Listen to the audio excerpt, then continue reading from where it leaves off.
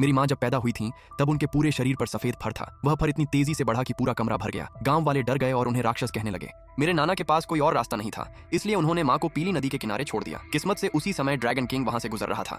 उसने माँ को अपने साथ ले लिया। धीरे धीरे माँ का फर गायब हो गया। 18 साल बाद वह बहुत खूबसूरत लड़की बन गई। ड्रैगन किंग उनसे प्यार करने लगा और उसने जबरदस्ती उनसे एक समझौता कर लिया। फिर माँ गर्भवती हो गई। ये सुनकर ड्रैगन किंग गुस्से से पागल हो गया। उसने कहा, जैसे ही वह बच्चा पैदा होगा मैं उसे खा जाऊंगा। माँ ने अपनी जान की परवाह किए बिना नदी से भागकर मुझे बचाया। उन्होंने मुझे एक घायल फीनिक्स के पास छोड़ दिया। माँ ने कहा, कृपया मेरे बच्चे को बचा लो, इसके अंदर असली ड्रैगन का खून है। मुझे उम्मीद है कि एक दिन यह फिर से आसमान पर राज करेगा। इतना कहकर माँ नदी की लहरों में खो गई।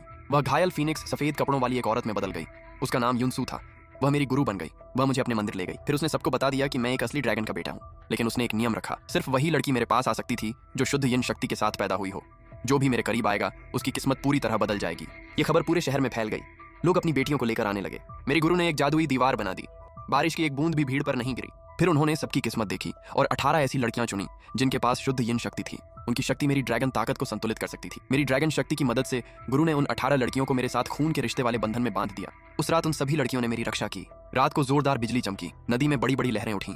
पानी के नीचे से ड्रैगन की डरावनी आवाजें आने लगीं। ड्रैगन किंग को मेरी मौजूदगी का पता चल गया था, लेकिन उन 18 लड़कियों की सुरक्षा की वजह से मेरा कुछ नहीं बिगड़ा। अगली सुबह गुरु ने उन लड़कियों को घर भेज दिया। उन्होंने कहा, तुम सबके परिवार अमीर और ताकतवर बनेंगे। 18 साल बाद तुम में से एक को मेरे शिष्य से शादी करनी होगी। और सच में उन सबकी किस्मत बदल गई। एक लड़की को रास्ते में सोने की ईंटों से भरा बैग मिला। दूसरी को पुराने बुक शेल्फ के पीछे कीमती जवाहरातों का खजाना मिला। एक लड़की को नदी से बहुत बड़ा और कीमती जेड पत्थर मिला। मेरी गुरु हमेशा कहती थी कि ये 18 लड़कियां बारी बारी से मेरी रक्षा करेंगी। साथ ही मुझे उनकी भविष्य देखने वाली सारी विद्या सीखनी थी। हर साल मुझे उन 18 लड़कियों में से किसी एक के घर रहना पड़ता था। जब मैंने पूछा क्यों, तो गुरु ने कहा, उनके घर की शक्ति तुम्हारी ड्रैगन ताकत को बढ़ाती है। उन्होंने कहा, 18 साल पूरे होने पर तुम इनमें से किसी एक लड़की को अपनी पत्नी चुन सकते हो। लेकिन एक और सख्त नियम था, मुझे 18 साल की उम्र तक अंधा होने का नाटक करना था। अगर ड्रैगन किंग मेरे सामने भी आ जाए तब भी मुझे अंधा बनकर रहना था। गुरु ने खुद मेरी आंखों पर काला चश्मा पहनाया। मैं बचपन से ही लोगों के घरों में एक अंधे नौकर की तरह रहता रहा। इसी वजह से मैं ड्रैगन किंग के शिकारियों से बचता रहा। लेकिन जैसे जैसे मैं बड़ा हुआ मुझे एहसास हुआ कि मैंने कितना कुछ सहा है।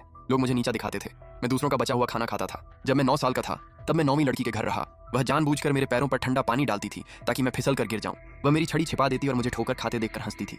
हर रात वह मुझसे अपने पैर धुलवाती थी। अगर मुझसे छोटी सी गलती हो जाती तो मुझे सजा मिलती थी। जब मेरा 1 साल पूरा हुआ और मैं वहां से जाने लगा तो उसने खुशी की पार्टी तक रख दी। ढोल बजाए गए और पड़ोसियों को बुलाया गया जैसे कोई बड़ा बोझ हट गया हो। मैं रोता हुआ अपनी गुरु के पास गया। गुरु ने कहा, ये लोग कभी नहीं मानेंगे कि उनकी किस्मत तुम्हारी वजह से बदली है। इन्हें लगेगा कि यह सब सिर्फ उनकी किस्मत थी। हर घर में मुझे ठंडी नजरों और बुरे व्यवहार का सामना करना पड़ा, लेकिन मैंने अपना समय बर्बाद नहीं किया।